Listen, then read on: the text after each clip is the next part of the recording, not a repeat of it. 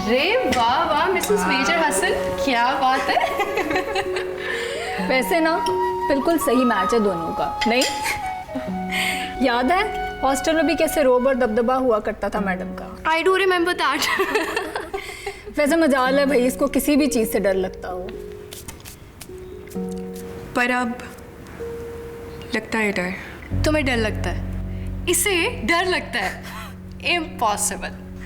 वैसे किस चीज़ से डर लगता है आपको, फौजी मियाँ के होते हुए? बताओ ना प्लीज। जब हसन ऑपरेशन पर गए हो ना, तो फोन की घंटी से भी डर लगता है। बिना सुने ही हर खबर से डर लगता है।